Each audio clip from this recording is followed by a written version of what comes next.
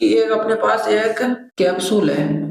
अब इस कैप्सूल के दोनों तरफ अर्धगोलाकार भाग है, ठीक है, और इसका टोटल इसकी लंबाई दी हुई है वो है 14 मिलीमीटर, और इसका ये मतलब इसका व्यास 5 मिलीमीटर, ये इसका व्यास है। अब इसका अपने को पृष्ठीय क्षेत्रफल ज्ञात करना है, तो वो कैसे करेंगे? कुल पृष्ठीय क्षेत्रफल कैसे निकालेंगे?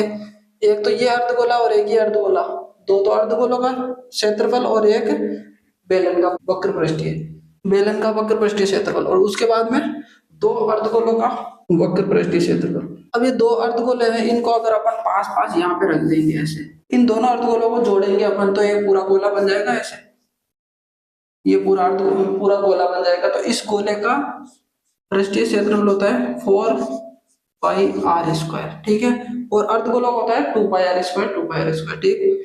तो यहाँ पे दो अर्धगोले हैं, तो एक पूरा गोला हो गया, तो इसकी जगह मैं लिख सकता हूँ 4πr², ठीक। तो ये क्या हो गया?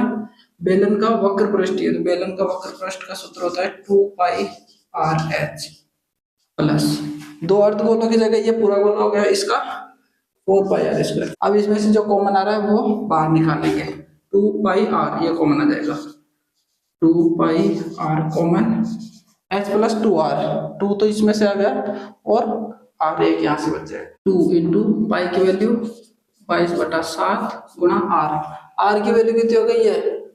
5 mm, तो व्यास हो गया, तो इसकी आधी 2.5, और h कितना होगा? यहाँ पे से देखो, यहाँ से ये है 2.5, तो 2.5 और 2.5 की जगह 5 हो गए, तो ये कितनी रह गई? 14 में से 5 घटा देंगे तो 9 mm, ये 9 mm बच गई, तो इसकी h की वैल्यू आ गई 9 प्लस 2 इंटू r की वैल्यू कितनी हो गई? 2.5। अब इसको अपन सॉल्व करेंगे तो क्या होगा? 2.5 को 2 से इंटू करेंगे तो ये तो 5 आ जाएगा, और ये 9 आ जाएगा, और यहाँ पे इसको हटाएंगे और यहाँ पे 0 लगा देंगे, 5 दूनी 10, और ये 5 बार में कट गया 25, और इस 2 से ये 2 कट गया, तो ये कितना हो गया? 22 पंजे 110, 110/7 गुणा ये 9 और 5 14, तो ये 14, तो 7 से इसको काट देंगे तो ये 2 आ गया। 110 को 2 से इंटू करेंगे तो 220 मिलीमीटर स्क्वायर।